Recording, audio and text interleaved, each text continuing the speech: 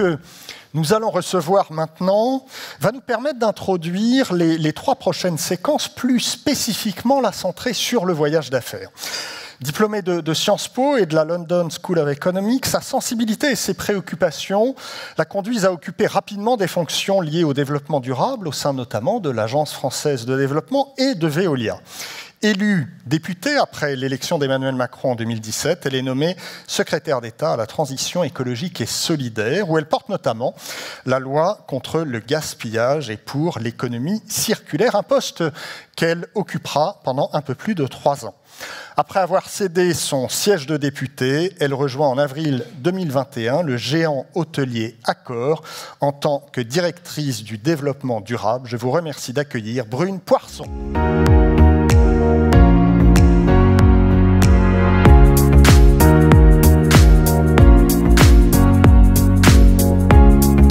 Quel accueil. Bonjour Brune, maintenant on est ravis évidemment de vous accueillir aujourd'hui pour ces universités. Brune Poirson, ça fait 1 an et demi que vous êtes directrice du développement durable chez Accor. Avant de parler de durabilité, en quelques mots, j'aimerais savoir quel regard finalement vous portez aujourd'hui sur le monde de l'hôtellerie. C'est un monde que vous découvrez en fait depuis quelques mois. C'est un secteur qui est fascinant. Alors, je pense que vous n'attendiez pas une autre réponse de moi, mais il est fascinant à plusieurs titres, en fait, parce que c'est presque un petit pays. D'ailleurs, l'empreinte carbone d'Accor, c'est celle de l'Albanie. Un petit pays parce qu'en fait, il y a des sujets éminemment, évidemment, sociaux, environnementaux, qu'on accueille des gens qui sont là aussi bien pour travailler que pour passer du bon temps, pour être en famille. Et donc, en fait, quelque part, chacun de nos hôtels a en lui-même les mêmes enjeux qu'on peut avoir à l'échelle d'un pays. Et donc, en fait, c'est cette facette et c'est cette myriade d'aspects du développement durable qu'il faut traiter quelque part et sur lequel il faut travailler à l'échelle d'un hôtel, à l'échelle d'une entreprise, et c'est ça qui est fascinant. Alors Brune Poirson, quand on parle de durabilité des voyages d'affaires, on imagine, nous, assez facilement ce que ça signifie pour le transport aérien, faire en sorte d'émettre moins de CO2, mais ça reste encore peut-être un peu nébuleux quand on parle d'hôtellerie. Au fond, c'est quoi un hôtel durable aujourd'hui ? C'est la bonne question, c'est la question que je me pose tous les jours. Comment est-ce qu'on voit, nous, chez Accor, un hôtel durable? C'est vraiment un hôtel qui n'est pas sur un territoire par hasard, en fait, qui n'est pas posé là, quelque part, de façon presque prédatrice, voire totalement isolé du reste de la population. Et pendant longtemps, c'est un peu comme ça qu'a été construite l'hôtellerie. Pas toujours, elle est très souvent à développer des territoires, mais néanmoins, il y a eu de plus en plus cette tendance, et on l'a vu d'ailleurs avec toute la standardisation des hôtels. Vous avez tous en tête nos grandes marques, mais aussi celles de nos concurrents américains, où l'objectif, en fait, c'était d'avoir le même hôtel partout à l'échelle de la planète, finalement, sans s'intéresser véritablement à la culture locale, aux façons de faire locales. Et en fait, aujourd'hui, toute l'idée, c'est quelque part de déstandardiser pour pouvoir faire en sorte que l'hôtel soit le plus intégré possible dans le tissu social et économique et bien sûr environnemental autour. Et pour vous donner un exemple très concret, hier par exemple, j'étais avec mon équipe au Joenjo de Gentilly, vous voyez, pas très loin d'ici, et vous pouvez vous dire que c'est pas forcément la vocation première dans une ville qui est quand même plutôt communiste, etc., que d'accueillir un hôtel qui n'avait pas forcément, en tout cas au début, il y a eu des questions qui ont été posé un peu par la population locale. Et en fait, c'est devenu un des cœurs battants de la ville parce que l'objectif de l'hôtel, que l'hôtel s'est fixé à sa création, au moment de sa construction, c'était de se dire qu'est-ce qu'on peut apporter à la ville, comment est-ce qu'on peut être le plus inséré possible. Et donc, ça a été au contraire, et aujourd'hui, c'est une source de croissance économique, sociale pour la ville autour. Par exemple, il y a 7 artistes locaux qui ont dessiné et participé à la décoration de l'hôtel. Il y a des programmes de formation autour pour certaines personnes qui viennent travailler dans l'hôtel. Bref, je peux égrener une liste très longue, mais c'est pour dire, voilà notre vision de l'hôtellerie. Et ça, en fait, vous pouvez vous dire, finalement, c'est... Bon, d'accord, on l'entend souvent, mais la réalité, c'est que c'est parfois très difficile à faire, notamment dans une entreprise, et vous avez probablement là la même question que nous, et notamment dans une entreprise qui a été, comme je le disais, très habituée à standardiser. La valeur première et la raison d'être d'une multinationale, en fait, c'est de tout standardiser pour pouvoir faire des économies d'échelle et pouvoir aller porter au moindre coût le même produit à travers la planète. Ben, aujourd'hui, en fait, on doit construire tout l'inverse. Et on a déjà aujourd'hui la preuve avec certains de nos hôtels, comme celui que je vous citais tout à l'heure, mais il y en a partout comme ça des exemples, qu'en fait, c'est possible, c'est réel, on peut le faire et c'est là-dessus qu'on veut accélérer. Et d'ailleurs, et on en parlera tout à l'heure, c'est ce qui permet aussi, quelque part, de couper cette sorte de dépendance presque consubstantielle entre l'hôtel et l'avion, l'hôtellerie et l'avion. Par exemple, hier soir, l'hôtel était certes presque plein, mais il était surtout, il débordait de gens du quartier, de personnes qui étaient venues là pour retrouver des amis, pour travailler, par exemple nous en séminaire d'équipe, et voilà. Ouais, ça, on va en reparler de ça. Et Brune Poirson, est-ce qu'un hôtel durable sera forcément plus cher? Je vous pose cette question parce que, de leur côté, les compagnies aériennes nous préparent les entreprises et les voyageurs d'affaires à une forte augmentation du prix des billets d'avion en raison des investissements nécessaires, évidemment, pour se décarboner. Est-ce que on sera dans le même cas de figure dans l'hôtellerie ou pas? La réponse spontanée de la directrice de développement durable classique, qui a l'habitude de parler avec d'autres de ses collègues, c'est « mais non, tu verras, le développement durable, ça te permet de faire des économies ». C'est vrai jusqu'à un certain point. Ça s'appelle les économies d'énergie, l'efficacité énergétique, on travaille sur la demande, etc. Bien sûr, il y a énormément de gains à faire. On le voit tous là quand on est en train de travailler sur les plans de sobriété. Qu'on soit une grande entreprise ou une plus petite, on s'attend à... En tout cas, on a commencé, j'imagine, vous aussi, la chasse au gaspillage. La réalité, néanmoins, on peut se cacher derrière notre petit doigt, c'est que la transition écologique, ça va avoir un coût et qu'en fait, plus on attend, plus c'est cher. C'est Nick Stern qui avait montré ça dans son rapport. Donc la réalité, c'est que oui, ça va coûter plus cher, mais en réalité, si on le voit comme un coût, bien sûr, pourquoi le faire? En réalité, le développement durable, c'est un investissement. C'est pas un coût. Et c'est comme ça, je pense, qu'il faut le voir. C'est un investissement. D'abord, nous, très concrètement, on a un enjeu dans nos hôtels qui est d'investir pour les générations futures. On a quand même beaucoup, certaines de nos marques plus traditionnelles qui sont très prisées de beaucoup de aujourd'hui. Et je me compte presque dedans, donc les baby boomers aujourd'hui, enfin en tout cas on doit se préparer à un nouveau type de clientèle qui aura et qui a déjà d'ailleurs des demandes environnementales. Donc là aussi en fait on se prépare à y répondre. Mais c'est aussi un investissement, c'est une façon, comme disent les Anglais, de future proof en bon français, c'est-à-dire en fait c'est une assurance contre les risques à l'avenir. On le voit très bien là avec la hausse de l'énergie. Bon bah vous êtes très content d'avoir rénové votre bâtiment avant la crise et la flambée des coûts plutôt qu'après. Et donc c'est comme ça, et c'est comme ça qu'on peut travailler main dans la main avec les propriétaires d'hôtels, parce qu'Accor n'est pas propriétaire des hôtels. C'est comme ça aussi qu'on arrive à convaincre. En fait, c'est se préparer et c'est faire pivoter son entreprise. C'est pas un coût, c'est un investissement. Maintenant, une fois qu'on a dit ça, c'est là où il faut travailler, soit avec certains de nos concurrents pour trouver des solutions communes et faire baisser la recherche de ces solutions communes, par exemple sur la neutralité carbone, et c'est ce qu'on fait dans le cadre de la Sustainable Hospitality Alliance, où on travaille avec tous nos collègues de l'hôtellerie, les autres entreprises, pour trouver des solutions qui nous permettent en fait de baisser les coûts, ou alors demander au gouvernement aussi d'intervenir, de nous aider à investir dans des pratiques, dans des technologies qui sont plus durables. Brune Poirson, ça fait maintenant presque 1 an et demi que vous êtes chez Accor. Quels sont les 2-3 projets forts là, que vous avez portés ou que vous portez en ce moment, et quels sont un peu les objectifs en matière de durabilité d'Accor et son calendrier? Alors, il y en a plusieurs. D'abord, c'était tout simplement de se fixer des objectifs. Très souvent, c'est vrai que c'est assez critiqué. Je ne sais pas si on entend souvent, oui, bon, c'est gentil, mais enfin, les objectifs à 2030 ou à 2040 ou à 2050, à quoi ça sert? En fait, c'est fondamental. C'est ce qui permet de donner un cap. Vous le voyez tous dans votre entreprise. Vous avez quand même globalement envie de savoir à peu près là où vous allez. C'est sympa, mais généralement, quand on va faire une balade ou quand on travaille, ou de façon générale, on a besoin d'un objectif. Donc moi, je suis une fervente défenseuse. Et en plus, c'est ce qui permet de tenir dans la tempête. Nous, on est très contents, et c'est ce qu'on a fait. On a pris des objectifs de neutralité carbone. On est content de les avoir pris. On n'est pas encore content de nous dans la réalisation, hein, soyons modestes. Par exemple, on s'engage résolument effectivement vers la neutralité carbone. Là encore, c'est le cas de beaucoup d'entreprises, c'est le cas de beaucoup d'entreprises avec lesquelles on travaille. Mais on a tenu à se fixer cet objectif-là, y compris sur ce qu'on appelle le scope 3, c'est-à-dire nos émissions indirectes. Et pour nous, c'est quand même assez osé, puisqu'on n'est pas propriétaire de nos hôtels. En fait, on prend des engagements et on s'engage quelque part à convaincre les propriétaires d'hôtels de mettre en œuvre. Sinon, ce sera nous. Donc, une série d'engagements, et j'y reviendrai, je ne veux pas tous les égrener, et puis aussi une méthode de travail. Et notamment, une des premières méthodes dans l'entreprise pour embarquer, c'est le grand mot depuis quelques mois, c'est vraiment de former.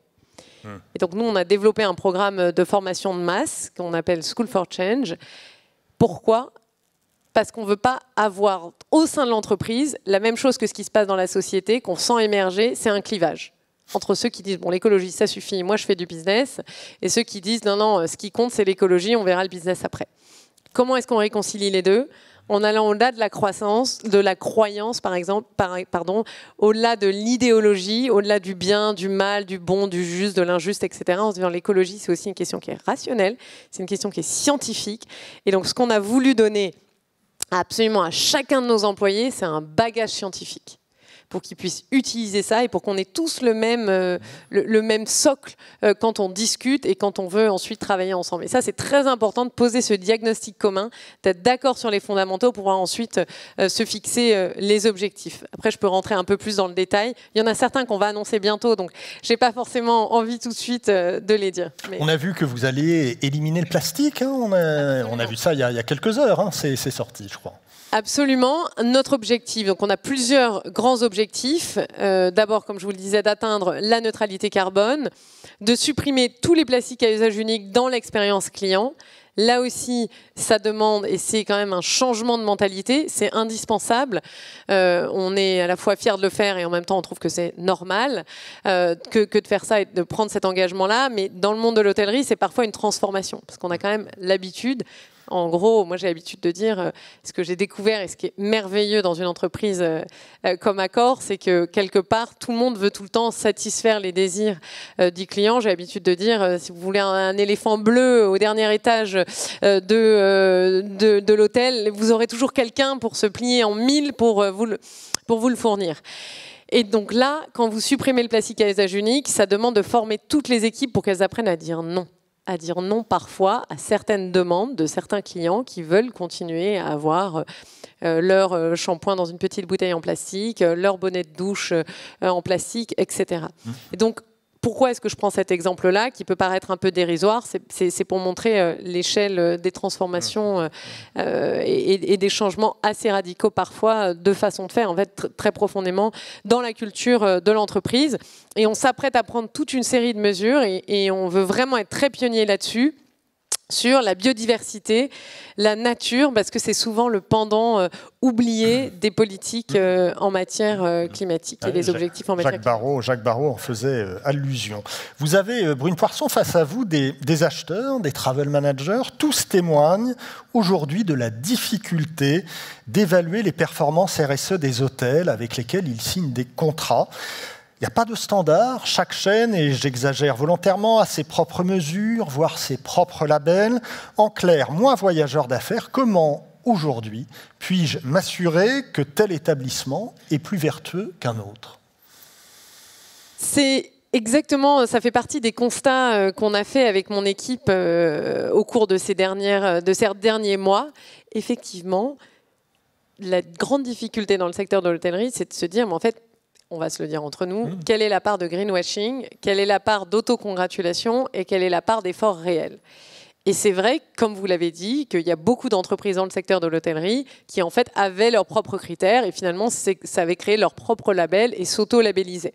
C'était souvent très bien fait, en tout cas chez Accor ça a permis d'enclencher une dynamique de développement durable tôt. Mais je pense qu'on atteint les limites. Et aujourd'hui, nous, on a fait le choix d'aller vers une certification externe. On veut que ce soit une tierce partie qui vienne et qui évalue notre performance environnementale opérationnel à l'échelle de chacun de nos hôtels. Et donc, on a identifié un certain nombre de labels. Par exemple, en Europe, c'est le EU Ecolabel, enfin l'écolabel européen, ou alors Clé Verte. Ce sont des labels comme ça, en fait, qu'on veut et qu'on souhaite que nos hôtels utilisent. Et là encore, c'est bien sûr, on s'engage dans cette démarche de certification qui devrait permettre à tous ceux qui veulent rester dans nos hôtels d'avoir la garantie que nous avons pris un certain nombre de mesures qui nous permettent d'avoir ce label, d'être labellisé, donc qui montrent que non seulement on est en route, mais en plus de ça, on a atteint un certain nombre d'objectifs, mais en plus de ça, on sent que c'est une tendance de fond, puisqu'il y a beaucoup d'agences de voyage en ligne qui exigent aujourd'hui ce type de label. Et donc, on est en train vraiment de laisser de côté notre propre système de labellisation interne pour aller vers un système de labellisation externe.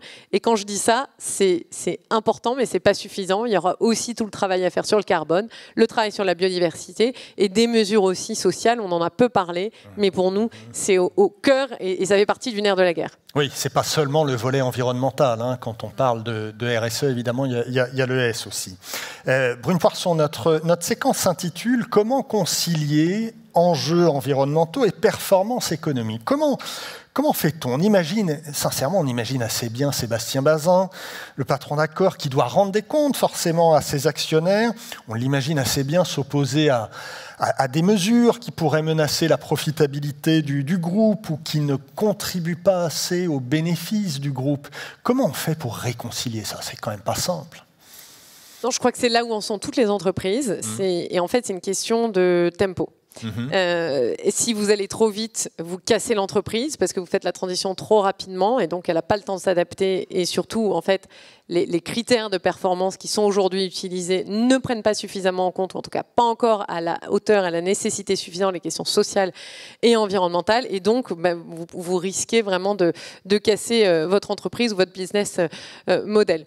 Et donc, la question, c'est vraiment de faire et d'intégrer, mais de façon très rigoureuse, d'intégrer les questions de performance extra-financière et de les mettre presque à la même hauteur, en tout cas à la même hauteur, et leur donner autant d'importance que la performance financière. On voit qu'il y a des changements, on voit que ça évolue, mais je pense qu'il faut aussi le faire de façon, bien évidemment, extrêmement proactive. Donc, non seulement nous organiser en interne pour avoir des systèmes de collecte de données rigoureux, beaucoup plus rigoureux qu'avant. On n'imaginait jamais les critères financiers, en tout cas, être faits de façon peu rigoureuse, mais il y a aussi beaucoup de travail, je pense, de partage avec des investisseurs qui nous demandent de plus en plus souvent quels sont les engagements que vous avez pris, parce que eux aussi, et vous l'avez, je pense aussi, vous en avez fait l'expérience dans vos métiers, ils veulent savoir, ils veulent eux aussi s'assurer contre l'avenir et donc ne pas investir dans des entreprises qui n'ont pas pris en compte la réalité des risques climatiques. C'est toute la démarche autour de la TCFD. Et ça, je pense que ça permet d'accélérer les changements. Et il y a aussi, je pense, des prises de position publiques qui sont importantes de la part des responsables économiques pour envoyer un signal aussi aux responsables politiques en disant on est prêt, régulez-nous, allez-y, parce que, en fait, quelque part, la régulation accompagne ces changements-là. Et ça, c'est intéressant. Brune Poirson, début juillet, il y a 84 chefs d'entreprise qui ont lancé un appel dans la presse. Parmi eux, Hélène Bernicot, qui est la patronne du Crédit Mutuel d'Arkea. Il y a Pascal Demurger, le patron de la Maïf, Jean-Bernard Lévy, celui d'EDF. On va voir quelques-unes des citations de leur appel. Ils nous disaient « Il faut passer d'une sobriété d'urgence à une sobriété organisée. Tel est l'enjeu auquel nous, dirigeants d'entreprise, avons décidé de collectivement faire face. » Une deuxième citation « Nous sommes aujourd'hui plus que jamais convaincus que la sobriété n'est pas synonyme de pénurie, de repli ou de déclin, mais quelle est la réponse à l'équation la plus cruciale de notre temps ?» Et il finissait par cette phrase-là que je trouve évidemment intéressante. « À l'échelle de l'entreprise, nous traduisons cela par l'axiome suivant, accepter de parfois faire moins pour toujours faire mieux. » Ça, c'est intéressant. Si on la transpose, cette phrase, si on la transpose dans le domaine du voyage d'affaires, certaines entreprises commencent à dire, si nous voulons être en ligne avec nos objectifs de réduction de CO2, nous allons devoir réduire le nombre de nos voyages d'affaires. Voyager moins, mais voyager mieux. Il y a déjà pas mal d'entreprises qui nous disent ça.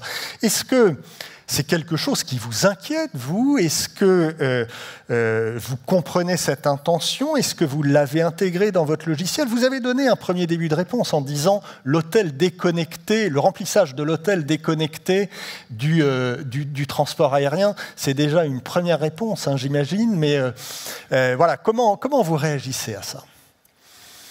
Je pense qu'il faut accompagner le mouvement.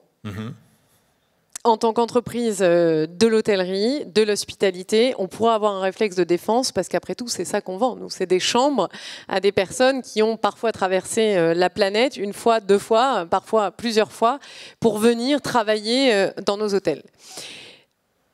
C'est pas un modèle, on le sait, ça ne peut pas continuer comme ça. Je dis pas, il faut du jour au lendemain arrêter de voyager. Je dis en tout cas qu'il faut penser aux besoins. A-t-on besoin de voyager autant que ce qu'on fait aujourd'hui? Quel est, et je crois qu'il faut, c'est Manifeste pour un réveil, c'est l'association pour un réveil écologique qui a un peu théorisé ce concept, c'est le concept d'ombre climatique. En fait, tous nos choix dans notre quotidien, ils ont un impact et ils constituent, au-delà de l'empreinte carbone primaire, ils constituent en fait notre empreinte dans le monde. Par exemple, pour vous donner un exemple très concret, si vous voyagez pour aller faire une négociation climatique ou si vous voyagez pour aller embarquer toute une équipe pour accélérer la neutralité carbone, c'est pas tout à fait la même chose que si vous voyagez pour aller parler 2 heures à une conférence. Et donc ça, bien sûr, le Covid a permis de se poser toutes ces questions-là, mais je crois qu'il faut le systématiser encore plus. Et je crois que c'est à nous, en partie, peut-être avec les compagnies aériennes, c'est à nous de participer à ce changement profond des types de voyages. On ne peut pas continuer à se dire, mais finalement, on va retourner comme en 2019. On entend beaucoup, oui, mais ça va revenir, les gens vont réavoir besoin de voyager partout pour signer des contrats, etc. Il ne faut pas que ça revienne comme ça. Et nous, notre rôle dans l'hôtellerie, c'est de dire comment est-ce qu'on voyage différemment. Et comment est-ce qu'on, comme vous dites, par exemple, crée de nouveaux modèles. Et c'est pour ça, nous, on encourage beaucoup le bleisure, c'est-à-dire des personnes qui viennent, on le voit d'ailleurs dans certains de nos hôtels, des personnes qui viennent à la fois, par exemple, pour visiter une ville, passer un moment en famille, et puis qui restent la semaine d'après pour travailler. Et ils restent plus longtemps.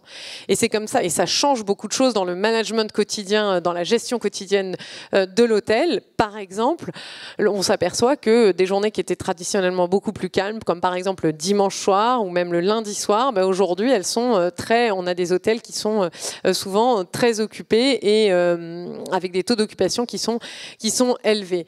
Et en fait, c'est ce type, nous voulons travailler là-dessus et permettre de voyager beaucoup plus comme ça, mais aussi changer parfois la vocation de l'hôtel pour l'intégrer beaucoup plus dans son territoire.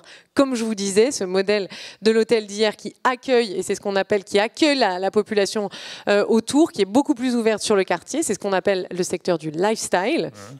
Et Accor est vraiment pionnier et leader dans ce domaine-là. Et puis, il y a une troisième question et une troisième chose sur laquelle on travaille concrètement, c'est comment est-ce qu'on fait de nos hôtels autre chose que des hôtels. Comment on change fondamentalement la vocation première de l'hôtel, soit pour accueillir d'autres publics, potentiellement des écoles, soit pour accueillir d'autres services, potentiellement des EHPAD. Je ne dis pas qu'on a fait ça partout encore, mais je crois qu'il ne faut pas s'interdire de penser comme ça. Et nous, en tant qu'entreprise, on ne peut pas d'un côté faire des efforts majeurs sur l'environnement et en même temps freiner des évolutions qui, on le sait, sont globalement positives. Et donc oui, il y aura moins de voyages d'affaires. Oui, on doit encourager le fait qu'en fait, il ne faut pas continuer, réaccélérer ce voyage d'affaires, mais au contraire, réorganiser la vocation première de nos hôtels, la repenser. Oui, donc c'est intéressant, vous l'avez anticipé, vous l'avez intégré, cette baisse du voyage d'affaires potentiel, pour vous, elle est intégrée dans votre modèle de développement? Elle est intégrée, on l'intègre de plus en plus, et surtout, je pense qu'elle doit continuer. Oui, oui. Dernière question, Brune Poirson. Quand il s'agit de lutter contre le réchauffement climatique, où est-ce qu'on est le plus efficace? Au gouvernement ou dans une grande entreprise privée? Je crois que c'est très différent. C'est qu'est-ce qu'on en fait c'est pas comparable. Non, c'est ça, c'est la réponse. La réponse qu'on ne peut surtout pas entendre. Non, mais la réalité, c'est qu'au gouvernement, en fait, vous réformez des secteurs entiers, vous donnez des grandes orientations. Par exemple, la loi anti-gaspillage pour une économie circulaire, elle vise à réformer des secteurs entiers. Par exemple, le secteur du bâtiment, qui est un secteur qui produit quand même les 3/4 de nos déchets et qui ne se sont pas une seule fois pensé la question de la réutilisation ou la question même de comment est-ce qu'on construisait un bâtiment de façon très différente. Comment un bâtiment, souvent, quand il est construit, quand on le détruit, vous avez déjà vu des amas de gravats qui sont absolument gigantesques et en fait tout ça part en décharge. Comment est-ce qu'on construit un peu plus un bâtiment presque comme un Tetris ou comme des Lego qu'on puisse ensuite 30 ans plus tard juste détacher et en fait faire d'un bâtiment une banque de matériaux. Donc il y a à la fois des mesures qui sont un petit peu comme celles dont je viens de vous donner l'exemple, qui sont un peu structurantes pour un secteur. Et ça c'est très bien, c'est important. Mais pour moi, la transition écologique, c'est aussi la transition dans l'action. Aujourd'hui, on a les grandes orientations. Je suis sûre et certaine d'ailleurs qu'il y a beaucoup d'entreprises, comme ce que je vous disais par exemple là, sur le voyage, qui d'elles-mêmes s'engagent pour changer un secteur entier. La loi arrive après ou avant. Bien souvent, il faut qu'elle arrive encore avant, mais parfois elle arrive après pour valider ces grandes orientations-là. Mais ce qui est crucial aujourd'hui, c'est l'action. C'est le comment. Comment est-ce qu'on réalise la transition? Très concrètement, comment est-ce qu'on fait? Quel boulon on change? Où est-ce qu'on appuie? Tout ça, c'est le domaine de l'entreprise, c'est le domaine des solutions, c'est le domaine aussi, je pense, de l'espoir. Et c'est pour ça que je pense qu'être dans une entreprise, en fait, c'est une grande chance parce que ça permet d'agir au quotidien pour transformer un secteur, transformer une entreprise et toucher aussi des vies au plus proche des secteurs, voire des quartiers entiers. Et c'est pour ça que je pense que c'est vraiment les entreprises qui, demain, vont faire cette transition-là, qu'elles doivent s'en emparer, sinon elle va être imposée de façon un peu idéologique par l'externe, et je pense que ce serait regrettable. Brune Poirson, je crois que c'était à ma connaissance la première fois que vous exprimiez en public devant la communauté du voyage d'affaires. Merci infiniment de nous avoir fait cet honneur. Merci à vous.